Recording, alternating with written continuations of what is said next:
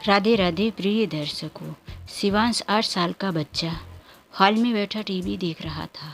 अचानक से वह टीवी में अपने दादाजी को देखकर चिल्ला पड़ा, मम्मी इधर आओ मम्मी।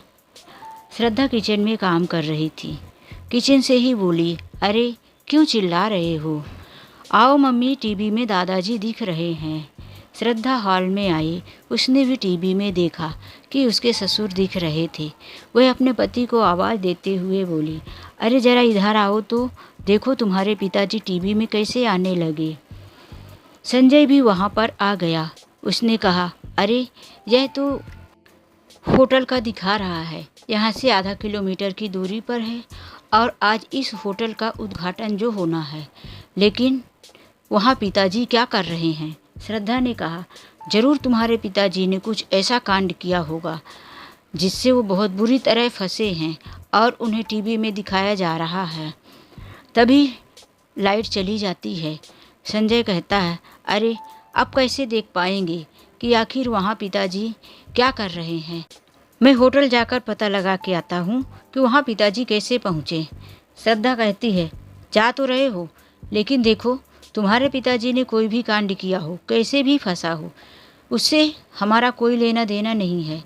वहाँ अपने पिताजी को बचाने के लिए पैसे खर्च करने मत बैठ जाना और ना ही बचाकर हमारे सर पर बोझ लेकर आना।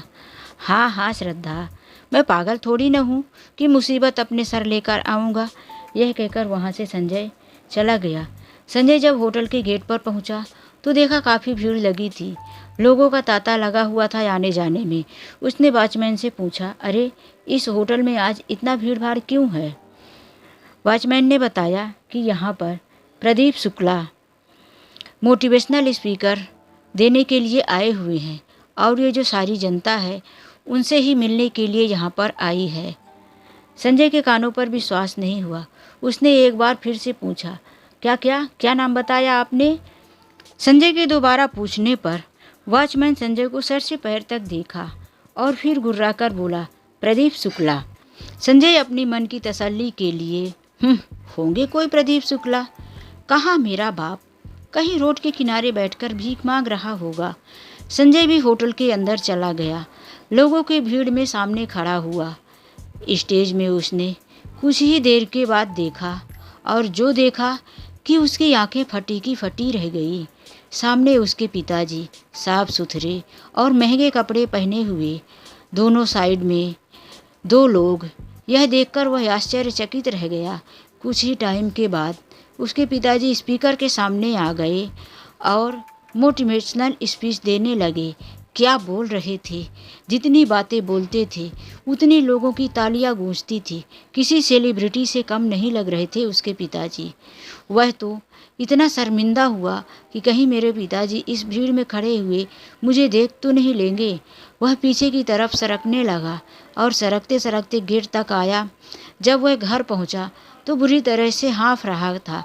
उसकी पत्नी ने पूछा, आ गए अपने पिताजी को देखकर? क्यों, फंसे ना बुरी तरह से? खबरदार जो तुमने उनके पीछे पैसे लगाया। संजय ने कहा, अरे मेरी बात तो सुनो, मैं उस लिए नहीं घबराया हुआ हूँ। मैंने जो देखा मेरी आंखों पर भरोसा ही नहीं हो रहा है। श्रद्धा ने कहा, अरे तुमने ऐसा क्या देख लिया जो तुम्हारी आंखों पर भरोसा नहीं हो रहा? जरा बताओ तो सही। संजय ने सब कुछ बताया। संजय की बातें सुनकर श्रद्धा भी आश्चर्य में पड़ गई। अरे कहाँ वो बुढ़ा जिससे मेरे सामने बोला नहीं जाता और आज वह सारी दुनिया को मोटिवेट कर रहा है, मोटिवेशनल स्पीच दे रहा है। ऐसा कैसे हो सकता है? लेकिन चलो जो भी हुआ, अब ये बताओ कि तुम्हारे पिताजी इतने अमीर हो गए हैं और तुम जहाँ के थे वहीं पड़े हो। संजय ने कहा, अरे श्रद्धा, ये सारी बातें तुम छोड़ो। अब देखो पिताजी तो बहुत अमीर और करोड़पति हो गए हैं। उनके साथ उनके मैनेजर, महंगी गाड़ी, सब वो उनके पास है। अब मुझे किसी न किसी तरह से उनके इन सब में भागीदारी लेना है। श्रद्धा ने कहा, हम लोग जहाँ के थे वहीं पड़े हुए हैं। अब तुम अपने पिताजी से कैसे नज़रें मिलाओगे और कैसे उनसे कहोगे कि हम तुम्हारे साथ रहना चाहते हैं। हमने जो उन्हें इतना तकलीफ देकर घर से निकाला था। संजय ने कहा, सब ठीक हो जाएगा। तुमको पता है मैं इकलौता बेटा हूँ प्रदीप शुक्ला का, संजय शुक्ला। कानूनी तौर पर उनके संपत्ति का वारिस तो मैं ही हूँ। अब देखो मैं कैसे चक्कर चलाता हूँ और पिताजी को उल्लू बनाकर उनके ही संपत्ति में कैसे मज़े करता हूँ। श्रद्धा, अब तुम तैयार हो जाओ मेरे साथ एक आलीशान महल में रहने के लिए। आसपास नौकर चाकर घूमेंगे, मज़े करेंगे हम दोनों इस छोटे से घर को छोड़कर बहुत ही जल्दी अपनी बाप की दौलत पर। संजय एक सातिर सी मुस्कान मुस्काया। फिर उसने दूसरे दिन अपने पिताजी के घर जाने का निर्णय कर लिया। वहाँ पर जाकर वह वॉचमैन से बोला, साहब से बोल दो कि उनका बेटा संजय शुक्ला आया हुआ है। वॉचमैन जाकर साहब को बताया, साहब कोई संजय शुक्ला नाम का लड़का आया है जो आपका बेटा कह रहा है। प्रदीप जी ने हाँ कर दिया, उसे अंदर लेकर आओ। थोड़े ही देर के बाद संजय अपने पिताजी के सामने था। वह जाते ही अपने पिताजी के पैर पर गिर पड़ा और कहने लगा, पिताजी आपको हम लोगों ने कहाँ कहाँ नहीं ढूंढा, आप कहाँ चले गए थे। लेकिन कल जब मैंने आपको टीवी पर देखा तब मुझे यकीन हो गया कि मेरे पिताजी जिंदा हैं और सही सलामत हैं। मैं वहाँ से भागा हुआ चला आया। पिताजी अब मेरी तबीयत ठीक नहीं रहती। आपके चिंता में ना जाने मैंने कितने दुख तकलीफ़ उठाए हैं। मुझे कैंसर की बीमारी हो गई है और अब तो मेरे घर का आर्थिक स्थिति भी बहुत दयनीय हो गई है। पिताजी हमें कुछ दवाइयों के खर्च के लिए पैसे की ज़रूरत है और हम आपके सहयोग के लिए ही यहाँ आए हैं। प्रदीप जी ने कहा, अरे इतने तकलीफ़ में हो बेटा, बताया क्यों नहीं? जाओ मेरे मैनेजर से बात कर लो। नहीं नहीं पिताजी, मैनेजर से क्या बात करना, अब मेरे ज़िंदगी के बहुत ही कम दिन बचे हुए हैं। यदि आप कहें तो आपकी बहू और आपके पोते के साथ बचे हुए जीवन को मैं आपके साथ बिताना चाहता हूँ। प्रदीप जी ने कहा, हाँ ठीक है, तो कल मैं मैनेजर और गाड़ी भेज देता हूँ, तुम अपने परिवार को लेकर यहीं आ जाओ। संजय ने कहा, इसकी ज़रूरत नहीं है पिताजी, हम लोग खुद ही आ जाएंगे, आप मैनेजर को मत भेजिए। दूसरे दिन ही संजय शाम तक अपनी पत्नी और बेटे को लेकर अपने पिताजी के घर रहने आ गया। इतना बड़ा आलीशान मकान देखकर उसकी पत्नी और वह फूले नहीं समा रहे थे। घर के कोने कोने में चमक, महंगे सोफ़ा, महंगा बेड, महंगे महंगे गिफ्ट, कई ट्रॉफियाँ। उसकी तो आंखें ही चकाचौंध हो गई थी। ऐसा लग रहा था कि वह किसी सेलिब्रिटी के घर आ गया हो। अपने आप को राजा महाराजाओं जैसे महसूस कर रहा था। अब उसने अपनी पत्नी से कहा, अरे श्रद्धा, क्यों न हम वह अपना पुराना घर बेच दे और उससे हमने जो लोगों से कर्ज ले रखा है वह दे दे, क्योंकि अब हमें तो हमेशा इस आलीशान महल में ही रहना है। अब भला बताओ, बंगला में रहने के बाद हम फिर उस 2 कमरे के मकान में क्यों जाएंगे रहने? श्रद्धा ने कहा, बात ठीक कह रहे हो, पड़ा पड़ा और ही घर गिरेगा, पुराना होगा, कीमत घट जाएगी, जल्दी जाओ उसे बेच दो। संजय ने भी देर नहीं किया और अपने पुराने घर को बेच दिया। प्रदीप जी का मैनेजर ऑफिस में एक बात पूछ बैठा, सर आपने तो बताया था कि आपके बेटा और बहू आपको बहुत परेशान करके घर से निकाल दिए थे, फिर आप अपने बेटा और बहू को वापस से घर में बुला लिए, आप ऐसे कैसे माफ़ कर सकते हैं उन्हें? प्रदीप जी अपनी अतीत की यादों में खो गए। जब उनके घुटनों का ऑपरेशन हुआ था, डॉक्टर ने उन्हें बिना सहारे चलने फिरने या ज़्यादा उठने की इजाज़त नहीं दी थी। वह अपने बेड पर ही पड़े रहा करते थे। बहू ने उनकी सेवा करने से साफ इनकार कर दिया। प्रदीप जी एक लाठी के सहारे उठकर टॉयलेट बाथरूम जाया करते थे। ऑपरेशन के तुरंत बाद ही उन्हें किसी न किसी से पकड़कर उठाने की ज़रूरत थी। लेकिन एक दिन सुबह जब वह सोकर उठे ऑपरेशन हाल का ही था। घुटनों में इतना जोरों का दर्द था, शरीर में बुखार हो रहा था, उनसे उठा नहीं जा रहा था। उनका जो शरीर था वह इतना भारी हो रहा था, ऐसा लग रहा था कि कोई भारी पहाड़ उनके ऊपर आकर उन्हें दबा रहा है। छड़ी बहू ने घर में झाड़ू लगाते हुए कहीं इधर उधर रख दी थी। फिर प्रदीप जी कैसे उठते, इधर उधर हाथ फैलाकर छड़ी ढूंढे, लेकिन उन्हें नहीं मिल पाई। उन्हें वॉशरूम जाना था, जोरों का प्रेशर उन्हें हो रहा था।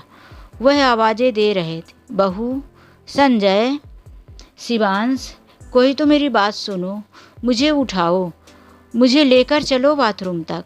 लेकिन उनके घर में किसी ने उनकी बात नहीं सुनी। सुनकर भी लोगों ने अनसुना कर दिया। बार बार बोलते रहे, मेरी छड़ी दे दो तो मैं खुद ही उठकर चला जाऊंगा। लेकिन कोई उनकी छड़ी तक देने उनके पास नहीं आया। नतीजा यही कि प्रदीप जी न चाहकर भी बिस्तर गीला कर दिए। उनसे रोका नहीं गया। आखिर बुढ़ापे में सारी शारीरिक शक्तियाँ जो कमज़ोर हो जाती हैं, क्षमताएं कमज़ोर हो जाती हैं। तब बहू ने ये बात देखा, बहुत चिल्लाई, यहाँ तक कि ससुर की छड़ी लेकर उन्हें मारने भी आई और कहा, बुढ़ऊ, अब इस बिस्तर को तुम खुद ही साफ करोगे, मैं इसको नहीं धोने वाली। तुम्हारी ये हरकतें देखकर तो मुझे बड़ी शर्म आती है। इस उम्र में तुमको शर्म नहीं आती? चुल्लू भर पानी में डूब मरो। उस दिन प्रदीप शुक्ला जी का आत्मसम्मान खो चुका था। वह बहुत शर्मिंदगी महसूस कर रहे थे कि आखिर मेरी छड़ी भी 3 लोगों ने ही हटाई थी।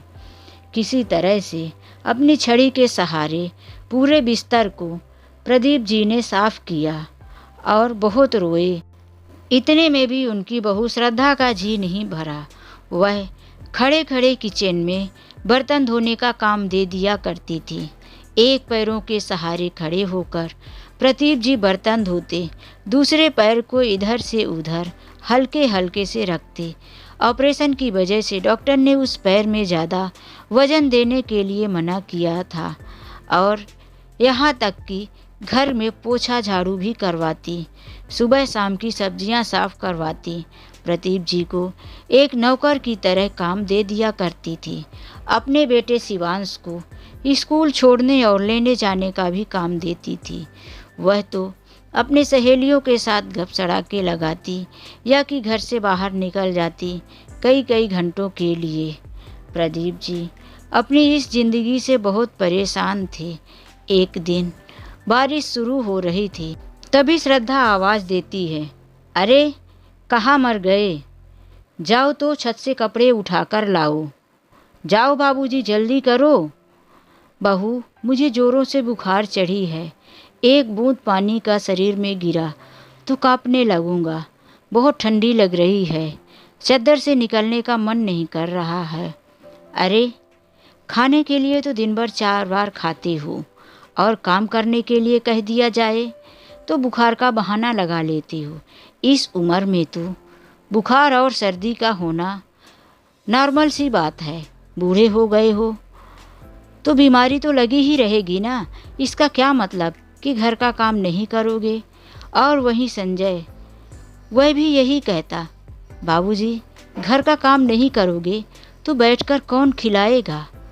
किसके पास इतनी हिम्मत इस महंगाई में है कि आपको बैठाकर खिलाए? आखिर प्रदीप जी को कपड़ा निकालने जाना ही पड़ा।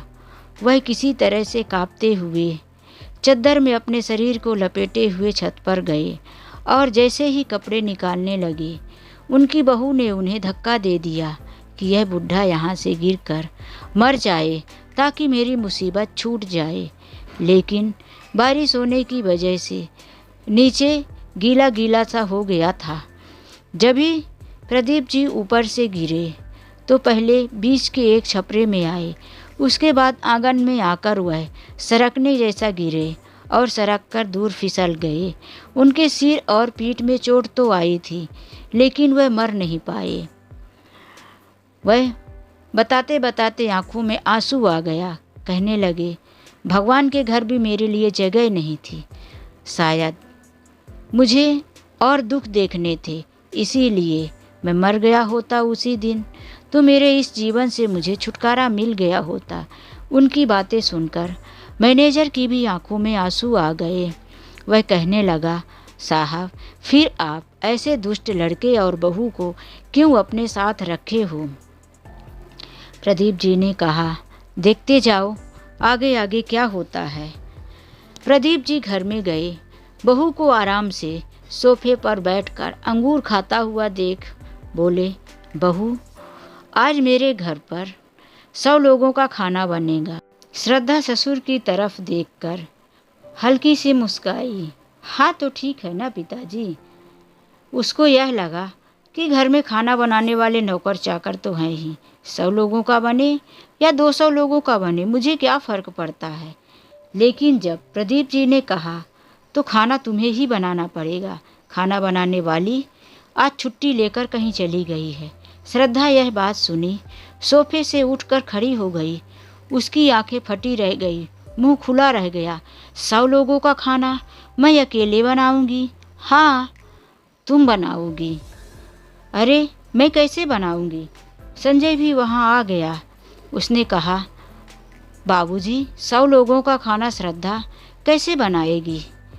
प्रदीप जी ने कहा, कैसे बनाएगी वो खुद जाने। तुम लोगों को अब यहाँ रहना है तो घर के काम तो करने ही होंगे। देखो, खाना बनाना है तो ठीक है, नहीं बनाना तो अपने सामान उठाओ और यहाँ से चले जाओ, क्योंकि हम यहाँ तुम लोगों को बैठाकर तो नहीं खिलाने वाले। देखो, तुम लोग यदि कहीं रहते तो बिना काम करे तो नहीं खाते। अब तुम लोग यहाँ रहोगे, काम करने जाओगे तो वो भी अच्छा नहीं लगेगा। प्रदीप शुक्ला का बेटा बाहर काम करने जा रहा है, इससे अच्छा तुम लोग घर का ही काम करो। अब क्या करती श्रद्धा? घर भी तो संजय ने बेच दिया था। वह 100 लोगों का खाना बनाई। सुबह के 11 बजे हुए थे। संजय अभी भी बेड में पसरा हुआ टीवी देख रहा था।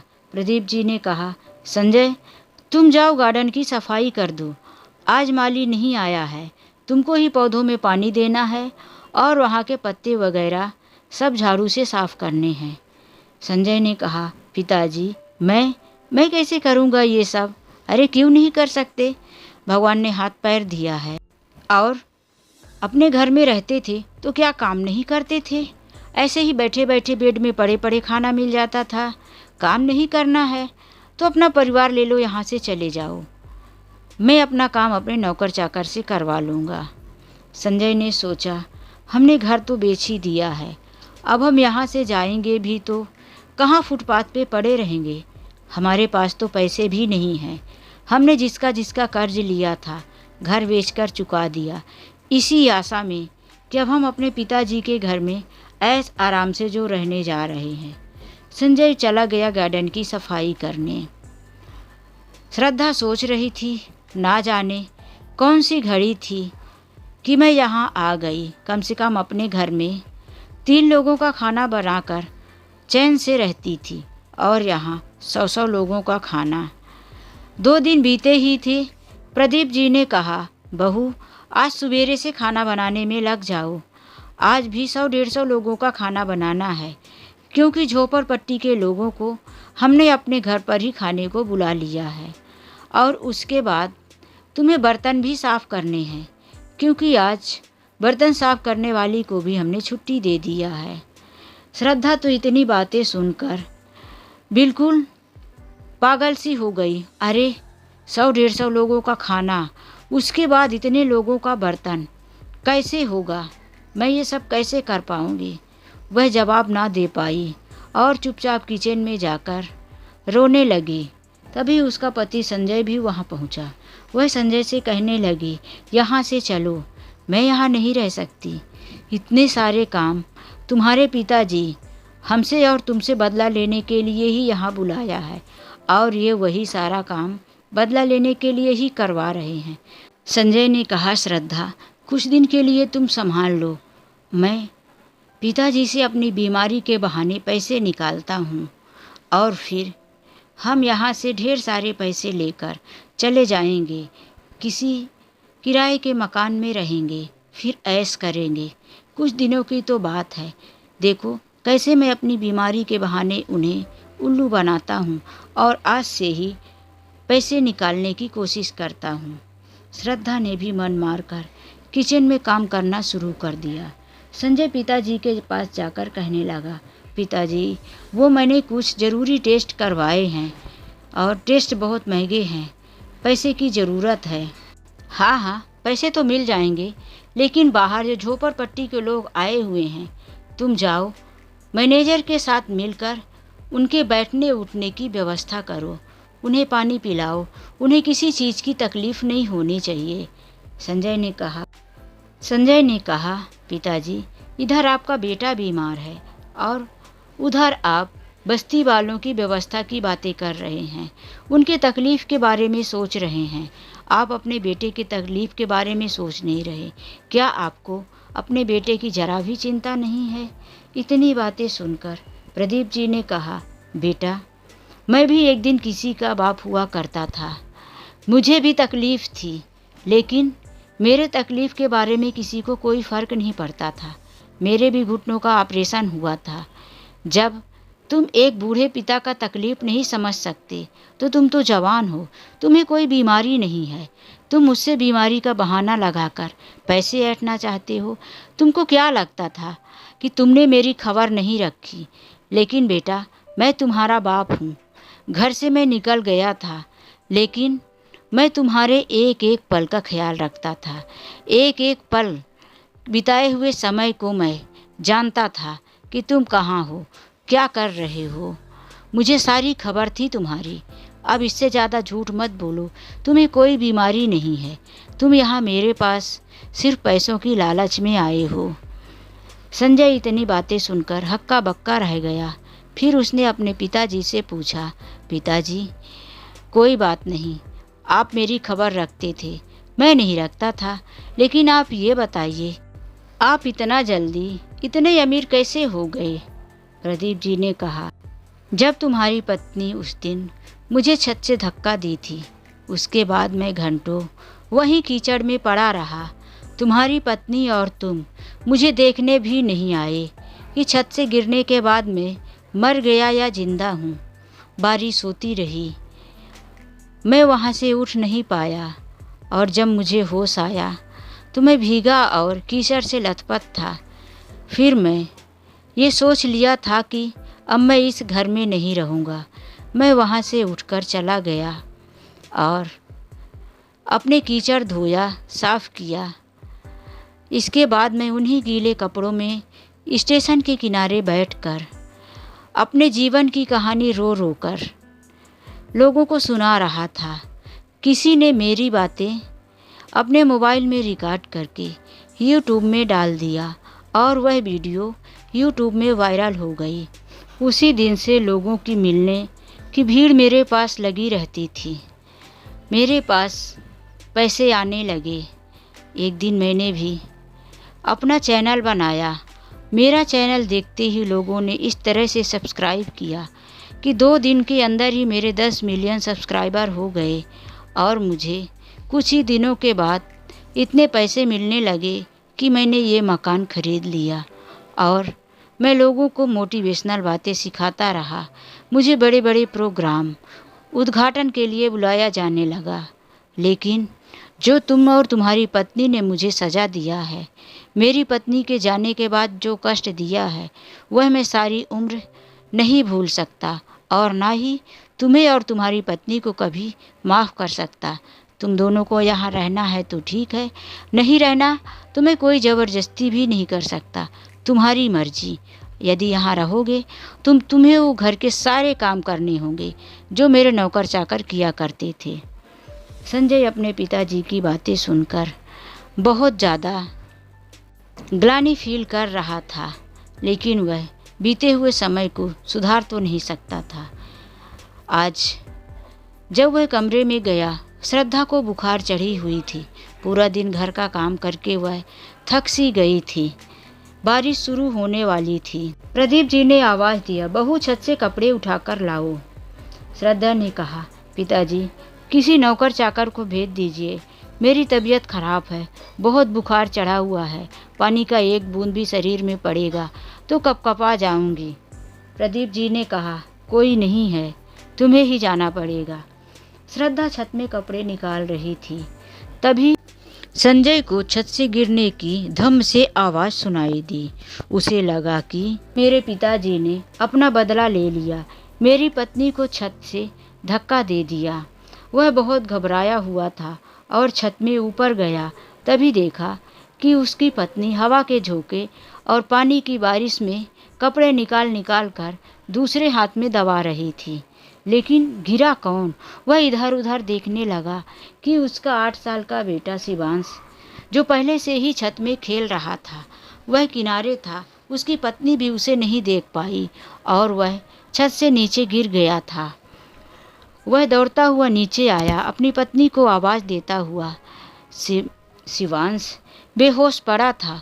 वह उठाकर अंदर लाया और ज़ोर ज़ोर से रोने लगा। शिवांश, मेरा बेटा, यह क्या हो गया? अरे पिताजी, मदद कीजिए पिताजी, इस वक्त तो मेरे पास 1 रुपये भी नहीं है। प्लीज़ प्लीज़ पिताजी, एम्बुलेंस बुला दीजिए। मेरे कर्मों की सज़ा मेरे बेटे को मत दीजिए। प्रदीप जी ने कहा, अब समझ में आया औलाद का दर्द। बेटा, मैंने भी तुम्हें ऐसे ही बचपन में पाला था, तुम्हारे सारे जुल्म सहकर भी तुम्हारे साथ रहा। बहू मुझसे इतना घर का काम करवाती, सताती, उसमें भी पेट भर का खाना नहीं देती थी, तो भी मैं यह घर छोड़कर नहीं जाना चाहता था। लेकिन तुम लोगों ने मेरे साथ सारी हदें पार कर दी। तुम दोनों के किए हुए कर्मों की सज़ा मैं अपने पोते से क्यों निकालूंगा? मैं पोते को अपने बहुत प्यार करता हूँ। यह कहकर उन्होंने मैनेजर को जल्दी से बुलाया, एम्बुलेंस के लिए फ़ोन करवाया और एक अच्छी सी हॉस्पिटल में शिवांश को एडमिट करवा दिया। उसके बाद प्रदीप जी ने शिवांश का एक अच्छी सी स्कूल में एडमिशन करवाया। प्रदीप जी अपने पोते को अब जहाँ कहीं भी अपने फंक्शन में जाते थे, अपने साथ लेकर जाते, लेकिन वह आज भी अपने बेटे और बहू को माफ़ नहीं किए थे। अपने पोते की वजह से घर में रहने खाने की इजाज़त तो दे दिए थे, लेकिन उनका दिल अपनी बेटे और बहू को माफ़ नहीं कर पाए। वीडियो को अंत तक देखने के लिए आपका बहुत बहुत शुक्रिया। तो आज के लिए बस इतना ही। मिलते हैं एक नई कहानी के साथ। कहानी अच्छी लगी हो तो लाइक ज़रूर कीजिए। इस चैनल में नए हैं तो प्लीज़ सब्सक्राइब कर लीजिए। चलिए मिलते हैं एक नई कहानी में।